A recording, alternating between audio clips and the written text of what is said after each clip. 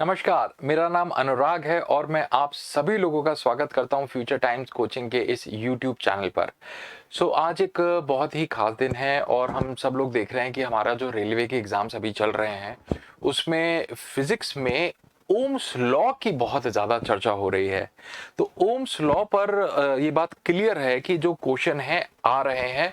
अब Ohm's law पर ना देखिए 2 प्रकार से सवाल बनाए जा सकते हैं। एक तो ओम्स लॉ क्या है होता है, इसको हमें समझना चाहिए और ओम्स लॉ पर न्यूमेरिकल क्वेश्चन आने की भी जो संभावना, क्योंकि ऑलरेडी हमने देखा है कि जो पुराने अभी जो एग्ज़ाम रिसेंटली हुए हैं, उसमें आए हैं। तो एक बार हम लोग क्या करते हैं, ओम्स लॉ को थोड़ा-सा पढ़ लेते हैं। बहुत छोटा-सा है, 2 मिनट का टॉपिक है। बहुत आसान-आसान सी बात बताई थी ओम्स लॉ में, तो उसको रिवाइज कर लेते हैं और उसमें ना कुछ एक न्यूमेरिकल क्वेश्चंस को यहाँ पर अभी कर प्रैक्टिस करते हैं कि किस तरीके से इसमें न्यूमेरिकल बनाकर दिया जा सकता है। तो आइए इसमें डिस्कस करते हैं ओम्स लॉ के बारे में। देखिए, ओम्स का जो नियम था,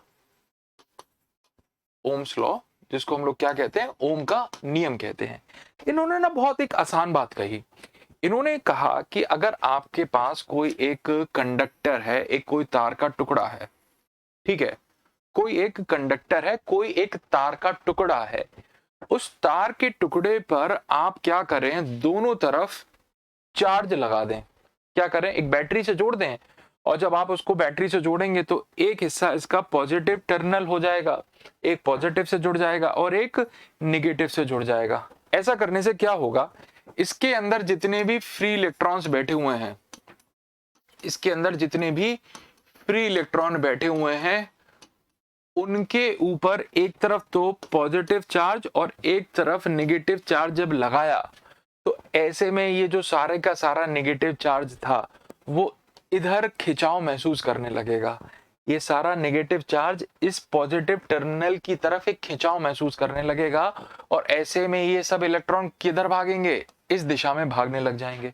अब मैंने कहा जी इधर पॉजिटिव चार्ज कितना है, इधर नेगेटिव कितना है। मैंने कहा जी इधर आप मान के चलो मैंने +5 वोल्ट लगाया था और इधर -5 वोल्ट लगाया था, ठीक है? तो दोनों टर्मिनल में डिफरेंस कितना है जी, 10 वोल्ट का है। यानी कि कितना वोल्टेज टोटल इस पे लगा दिया मैंने, 10 वोल्ट का इसमें जो टोटल वोल्टेज लगाया। कैसे बता रहा हूं जी, दोनों में डिफरेंस बता रहा हूं। देखो दोनों का डिफरेंस +5 और -5 का डिफरेंस कितने का हो गया, 10 वोल्ट का हो गया। यानी कि ये जो इलेक्ट्रॉन है अपने ऊपर 10 वोल्ट का इस वक्त पोटेंशियल डिफरेंस महसूस करेंगे और ये कौन सी दिशा में, इस दिशा में जाएंगे। इसका मतलब ये है कि जो सर्किट में जो करंट आएगा, सर्किट में जो करंट आएगा, जो हमारा विद्युत धारा होगी, वो इस वक्त कहां से कहां आएगी जी, वो प्लस से नेगेटिव दिशा में आएगी, प्लस से नेगेटिव दिशा में आएगी। तो इसमें ओम्स ने हमें क्या समझाया, इस पूरी कहानी में ओम्स ने हमें क्या समझाया। ओम का कहना था कि अगर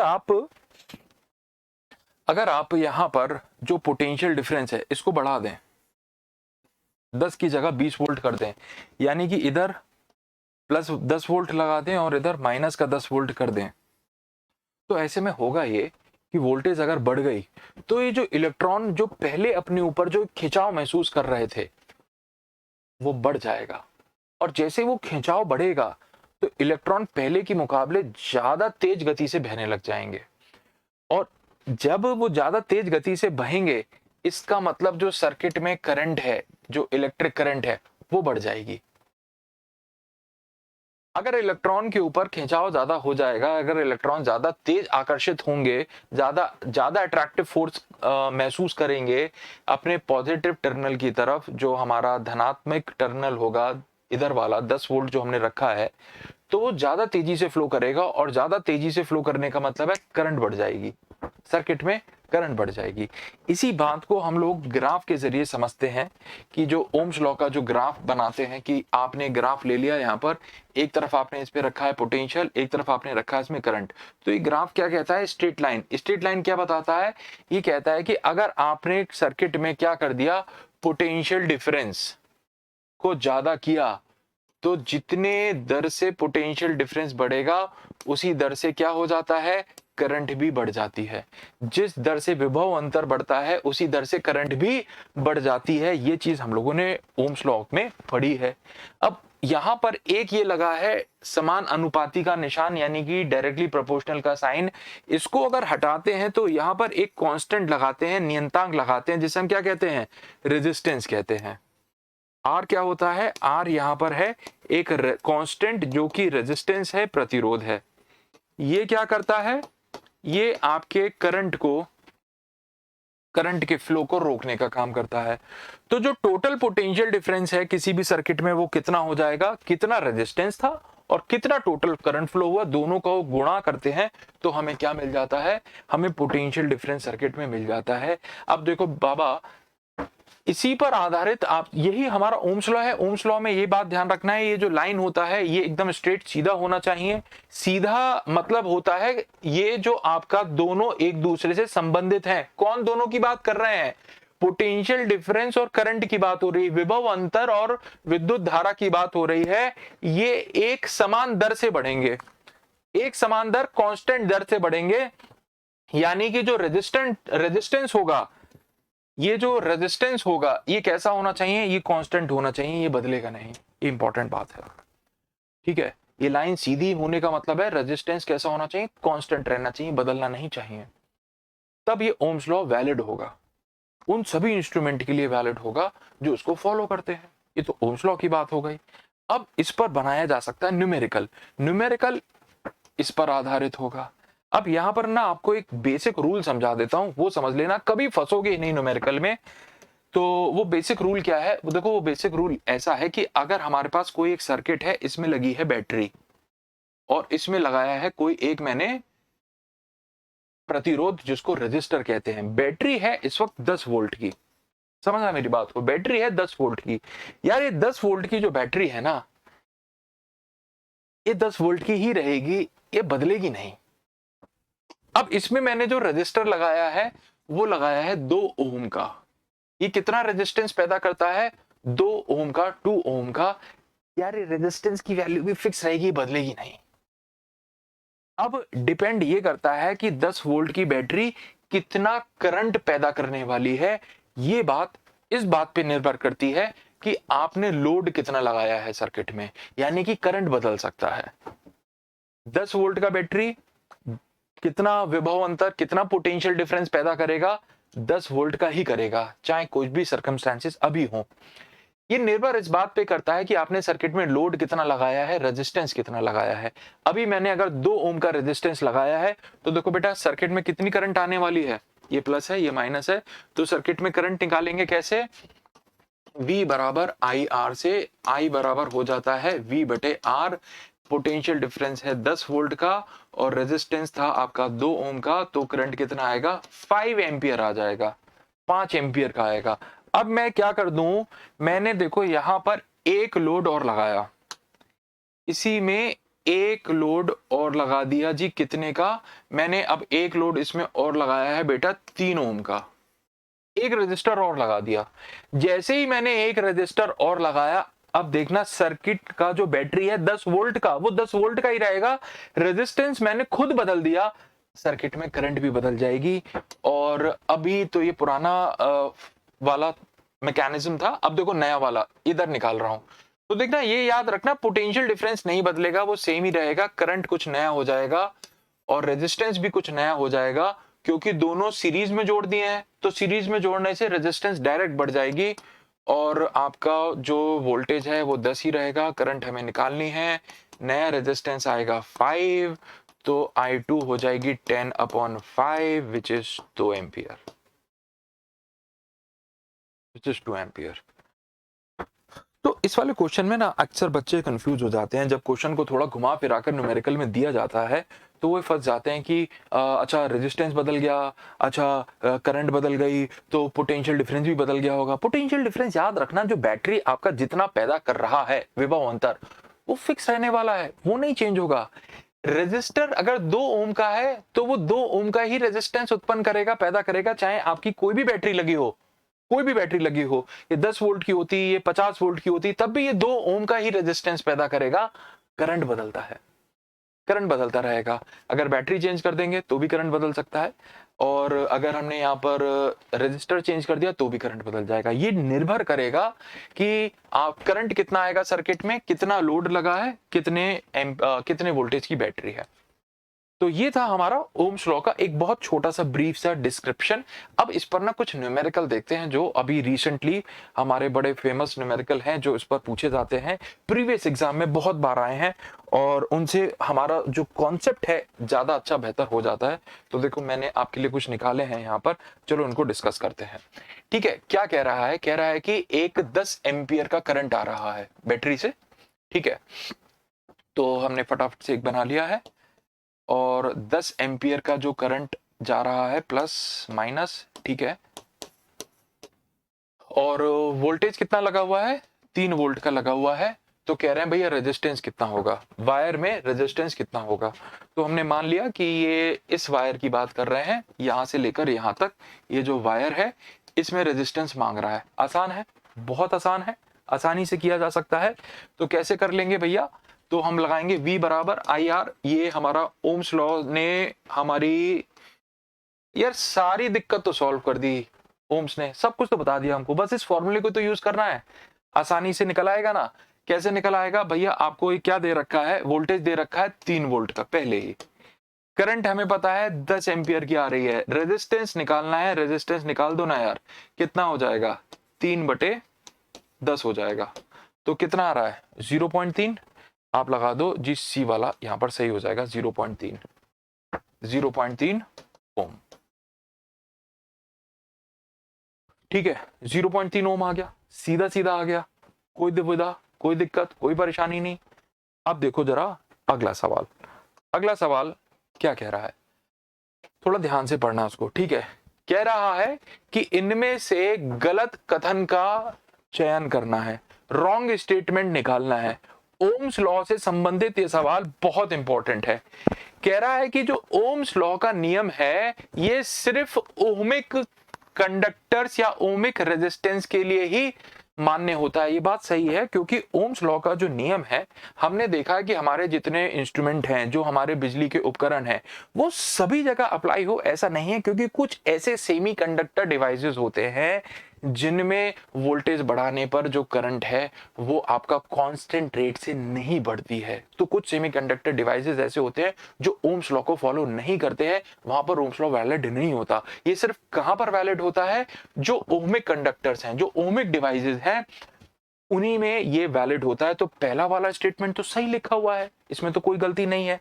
कह रहे हैं it is also valid for constant temperature.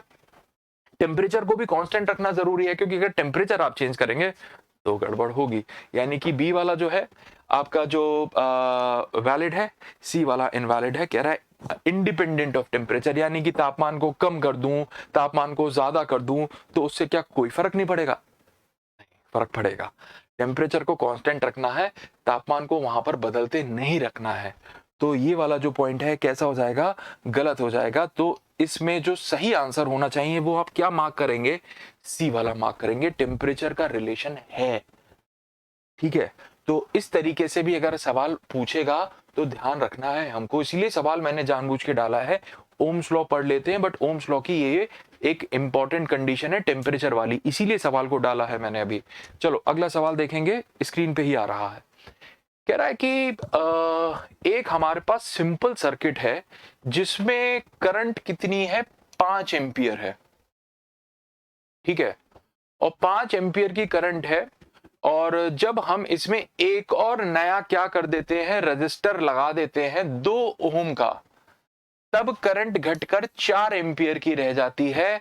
तब बताएं कि जो ओरिजिनल रेजिस्टेंस था, ओरिजिनल रेजिस्टेंस यानी कि पुराना वाला प्रतिरोध था, वो कितने ओम का लगा हुआ है सर्किट में। बहुत शानदार, बहुत बढ़िया सवाल है। ठीक है, देखो अब मैं इसका ना एक डायग्राम बनाकर दे रहा हूं आपको, पहले ऐसे समझते हैं। ये ओरिजिनल रजिस्टर लगा है सर्किट में, सर्किट की जो बैटरी है हमें नहीं पता, मान के चल रहे हैं 20 वोल्ट की है, हमें नहीं पता क्योंकि तब सर्किट में करंट कितना आ रहा था? पहले आ रहा था 5 एम्पियर का। तब रेजिस्टेंस कितना है? R1 है। ठीक है, वही बैटरी है, सब कुछ वही है। अब हमने क्या कर दिया, एक नया सिस्टम नया लिया है, और सीरीज सर्किट है, इसीलिए एक बात तो दुविधा है नहीं, हमने एक रजिस्टर और डाल दिया है सर्किट में। बैटरी वही है, बैटरी चेंज नहीं की है, इसलिए बैटरी अभी भी कितना वोल्टेज बना रही है, V वोल्टेज ही बना रही है। और इसमें हमने R1 के साथ एक और जोड़ दिया 2 ओम का। कह रहे हैं अब करंट बताओ सर्किट में कितनी आएगी। ये मैंने आपको समझाया, मैंने कहा देखो वोल्टेज सेम है, आपने रेजिस्टर चेंज कर दिया। अभी एग्जाम्पल मैंने स्टार्टिंग में दिया था, याद रखना करंट बदल जाएगी। अब निकालें कैसे, वोल्टेज तो सेम रहेगा इस केस में भी, इस केस में भी, और वोल्टेज बराबर क्या होता है, IR होता है। तो मैं बोल सकता हूं पहले वाले केस में I1 करंट था, I1 करंट था, और तब रेजिस्टेंस कितना था, R1 था। दूसरे वाले केस में वोल्टेज सेम ही रहेगा, दूसरे वाले केस में करंट कितना है, I2 है, और रेजिस्टेंस कितना है, R1 प्लस R2 है। ठीक है, पहले वाले सर्किट में करंट है 5 एम्पियर और रेजिस्टेंस है R1। दूसरे वाले में हमें पता नहीं है, निकालना है, रेजिस्टेंस कितना है R1 और R2 हमें कितना दे, अच्छा एक सेकेंड, दूसरे वाले में भी I2 तो हमें दे दिया ना यहाँ पर कि करंट ड्रॉप होकर कितनी हो गई है, 4 एम्पियर की हो गई है। लो ये तो बात और भी आसान हो गई। तो ये जो I2 है वो कितना हो गया है, ये भी हमें दे रखा है यहाँ पर 4 एम्पियर हो गया है। ठीक है, तो हम यहाँ पर लगा देंगे 4 एम्पियर। R1 हमें नहीं पता, R2 हमारे को दे रखा है, कितने का लगाया है जी, 2 ओम का लगाया है। अब इसको जरा कैलकुलेट कर लेंगे, ये बन जाएगा 5R1 बराबर 4R1 प्लस 8, यानी कि इसमें से इसको माइनस करेंगे अगर तो बनेगा R1 बराबर कितने का, 8 ओम का। तो जो पुराना रेजिस्टर था सर्किट में वो कितने का होगा, 8 ओम का होगा। बी वाला इज द राइट आंसर हो गया। आसान है, कोई लोड नहीं है।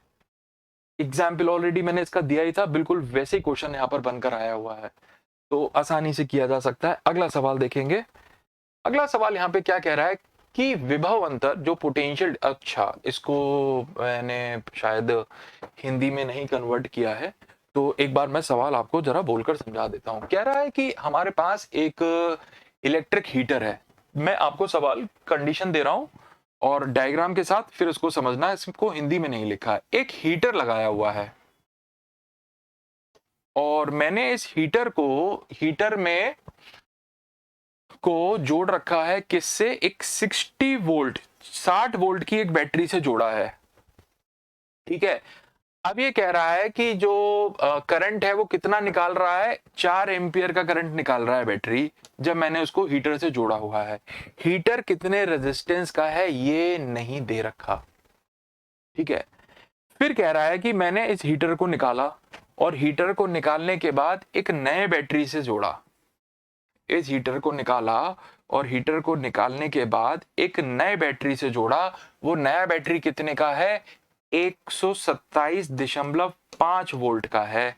तब पूछ रहा है कि करंट कितना निकलेगा, तब बैटरी से करंट कितना आएगा ये पूछ रहा है। हीटर का रेजिस्टेंस नहीं दे रखा, हीटर अलग अलग बैटरी से लगाया गया। पहले लगाया गया 60 वोल्ट की बैटरी से, फिर लगाया गया 127.5 वोल्ट की बैटरी से।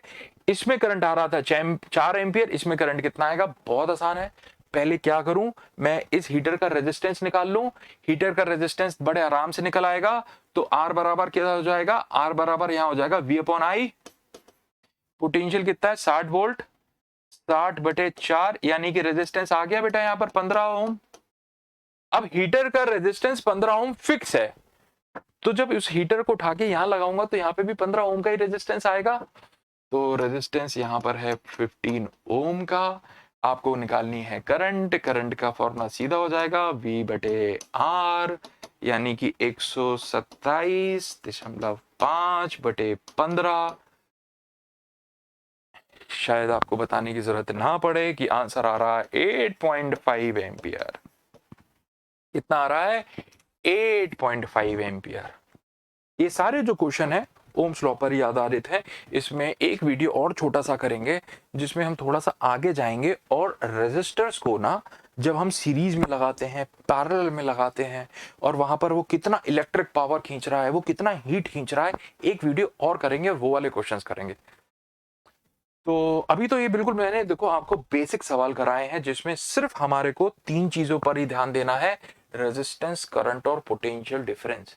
इसके अलावा मैंने एक वीडियो आपको और दिया है इलेक्ट्रिक पावर वाला, आप प्लीज वो इलेक्ट्रिक पावर वाला वीडियो जरूर देखें, क्योंकि उस पे एक पार्ट भी आएगा जो कि कल आएगा, और उसमें मैं वो बाकी सारे सवाल, जब आपको रेजिस्टर्स को सीरीज में लगाना है, पैरेलल में लगाना है, इलेक्ट्रिक पावर कितना बनता है, हीट कितना निकलता है, वो सारे सवाल कराऊंगा। ठीक है, ये एक सवाल और देखेंगे। क्या कह रहा है? कह रहा है कि हमारे पास एक सर्किट है जिसमें जो टोटल करंट कितना जा रहा है, 1 एम्पियर का जा रहा है। जब उसी में हम लोगों ने वोल्टेज कितना निकाला है, 10 वोल्ट निकाला है। कह रहे हैं अगर प्रतिरोधक से गुजरने वाली धारा कितनी होगी जब प्रतिरोध में वोल्टेज 8 वोल्ट का हो जाए। ठीक है, तो वो क्या कह रहा है कि भाई हमारे पास इसका डायग्राम बनाते हैं पहले। डायग्राम क्या कह रहा है कि जब करंट सर्किट से 1 एम्पियर था, जब उसको 10 वोल्ट की बैटरी से जोड़ा था, और जो रजिस्टर है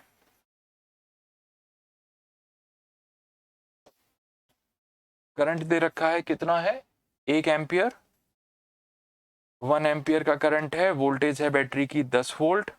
ठीक है, रजिस्टर अननोन है, निकाला जा सकता है। कह रहे हैं कि क्या होगा अगर आपका करंट, क्या होगा value of the current when the voltage across the register is 8 volt. यानी कि अगर हम लोग वोल्टेज कितना कर दें, 8 वोल्ट कर दें, तो फिर करंट क्या आएगा। यार कितना सिंपल सवाल है, वही है सेम चीज। वोल्टेज हम कितना कर दें, 8 वोल्ट कर दें, तो करंट कितनी हो जाएगी। अब यहां पर क्या करेंगे, पहले रेजिस्टेंस निकालेंगे। रेजिस्टेंस यहां पर सीधा सीधा कितना आ रहा है, रेजिस्टेंस आ रहा है आपका V/I, यानी कि कितना आ रहा है, 10 ओम आ रहा है, 10 ओम का आ रहा है। जब रेजिस्टेंस 10 ओम का पता चल जाएगा, बैटरी 8 वोल्ट की लगी हुई है, करंट कितना हो जाएगा। तो बेटा देखो करंट यहां पर इस वाले केस में कितना आएगा, तो करंट आएगा आपका V/R, 8 वोल्ट, रेजिस्टेंस है 10 का, आंसर आ रहा है 0.8 एम्पियर, 0.8 एम्पियर हो जाएगा। सीधा सीधा ही है। ठीक है, अच्छे मैंने आपको 5-6 सवाल यहां पर कराए हैं, ओम्स लॉ पर आधारित हैं, क्योंकि ओम्स लॉ का अभी थोड़ा सा रेलवे वाले में एग्जाम में ट्रेंडिंग में आ गया है, और उस वजह से क्वेश्चंस हम लोग को अभी यहां पर अच्छे दिमाग में डालने की जरूरत है, ताकि इतना ज्यादा कंफ्यूजन ना बने। अगला सवाल देखो, अगला सवाल क्या कह रहा है, कह रहा है कि अभी हमारे पास भैया एक सर्किट में 2 रजिस्टर लगे हुए हैं, एक R1 है, एक R2 है, एक 5 ओम का लगाया है, एक 10 ओम का लगाया है, सीरीज में लगे हुए हैं, ये बात ध्यान रखना है। ऐसे में जब उनको सीरीज में जोड़ा गया है, तो जो R1 है उससे जो वोल्टेज देखा गया है 4 वोल्ट है, तो करंट कितना आएगा। देखो अगर सीरीज में जोड़ दिया, ठीक है, दोनों को किस में जोड़ दिया हमने, अगर सीरीज में जोड़ दिया है, ये है आपका 5 ओम का और ये है हमारा 10 ओम का। बैटरी हमारे को नहीं पता कितना वोल्टेज बना रही है, करंट हमसे निकालने को बोल रहा है। मुझे करंट निकालना आसान है इसमें, क्योंकि सीरीज में जुड़े हुए हैं, और अगर दोनों सीरीज में जुड़े हैं तो दोनों से जो करंट पास होगी सेम आएगी। बैटरी का वोल्टेज नहीं मालूम है, अब क्या करेंगे देखो। बट एक चीज उसने बताई है कि जो यहाँ पर पोटेंशियल ड्रॉप हुआ है, यानी कि इस वाले रजिस्टर ने कितना विभव अंतर या फिर कितना पोटेंशियल को ड्रॉप करा है, वो दे रखा है। तो आसानी से निकल आएगा I बराबर V/R। इसमें पोटेंशियल ड्रॉप कितने का बताया है, 4 वोल्ट का, और रेजिस्टेंस 5 का है। देखो आंसर आ रहा है 0.8 एम्पियर, यानी कि यहां से कितनी करंट पास हो रही है, 0.8 एम्पियर, तो दूसरे वाले से भी 0.8 एम्पियर ही होगी। आंसर ए वाला है। बट हाँ ये बात ध्यान रखना, ये पोटेंशियल जो ड्रॉप है वो आपको इस वाले रेजिस्टर के लिए दिया है, वो इस वाले के लिए मान्य नहीं होगा। जब आपको 0.8 एम्पियर आ गया, अब 0.8 एम्पियर से आपको रेजिस्टेंस पता है। अब अगर वो बैटरी का पोटेंशियल डिफरेंस भी पूछ ले कि बैटरी कितना आपको पोटेंशियल डिफरेंस पैदा कर रही है, कितने वोल्टेज की है, तो कैसे निकालेंगे? तो देखना V बराबर IR, करंट हमें पता है 0.8 एम्पियर का है, नेट रेजिस्टेंस टोटल कितना है 15 है, ठीक है। तो 15 0.8 यानी कि 12 वोल्ट की बैटरी है। ये बैटरी कितने की है? 12 वोल्ट की है। तो 12 वोल्ट की बैटरी ने जो पोटेंशियल ड्रॉप किया था इस रेजिस्टर पर वो 4 ओम का था, यहाँ कितने का किया होगा? 8 वोल्ट का किया होगा। तो फर्क है। ये मेरे पास कुछ एक छोटा सा एक मैंने वीडियो आपके लिए बनाया है और दैट्स ऑल। मैं इसमें अभी एक जो आपको पावर वाला मैंने आपको वीडियो दिया था उसी का पार्ट भी एक और आएगा, मोस्ट लाइकली कल हम लोग उसके बारे में बात करेंगे। तो उसमें पावर से रिलेटेड और क्वेश्चंस आपको कुछ करने को मिलेंगे। पावर यानी कि विद्युत शक्ति ओम्स लॉ से रिलेटेड ही है, ठीक है। इसके अलावा एक और आपके लिए अनाउंसमेंट है और वो अनाउंसमेंट है जो आप को मैंने पहले बताया है। 11 सितंबर को आप सुबह 10 बजे मेरे साथ मुझे लाइव मिलेंगे यूट्यूब चैनल पर, ठीक है। तो वहां पर हम लोग इस अनाउंसमेंट के बारे में बात करेंगे एंड दैट्स ऑल। इसके अलावा जो हमारा साइंस स्पेशल का बैच है 21 हमने लॉन्च कर दिया है, ऑलरेडी लॉन्च कर चुके हैं, जिसमें बायोलॉजी और केमिस्ट्री काजल मैम करा रहे हैं और ऑब्वियसली फिजिक्स तो मैं ही करा रहा हूँ, ठीक है। तो आप इसको परचेज कर चुके हैं। बैच को रिसेंटली अभी इसी वीक में हम लोगों ने लाइव किया है। और साइंस 21 की खासियत ये है, साइंस स्पेशल की खासियत ये है कि आप किसी भी एग्जाम को टारगेट कर रहे हैं, चाहे फिर वो रेलवे का ग्रुप डी है, एनटीपीसी है, लोको पायलट है, ठीक है, या फिर आप एनडीए की तैयारी कर रहे हैं, या फिर आप कोई भी डिफेंस एग्जाम की तैयारी कर रहे हैं, एसएससी के एग्जाम्स की तैयारी कर रहे हैं, आपको अगर पीसीएस स्टेट लेवल का जो पीसीएस लेवल भी होता है उसका भी जो प्री एग्जाम होता है उस लेवल तक को हम टच करते हैं हमारे साइंस स्पेशल में। तो बैच ऑलरेडी लाइव है और मैं आपसे उम्मीद करूंगा अगर आप तैयारी कर रहे हैं और आपको वाकई में देखना है कि क्या डिफरेंस है तो प्लीज़ साइंस स्पेशल 21 ज्वाइन कीजिए। और जल्दी मिलता हूँ आपको एक और वीडियो के साथ, तब तक के लिए थैंक यू सो मच। चलो बाय बाय।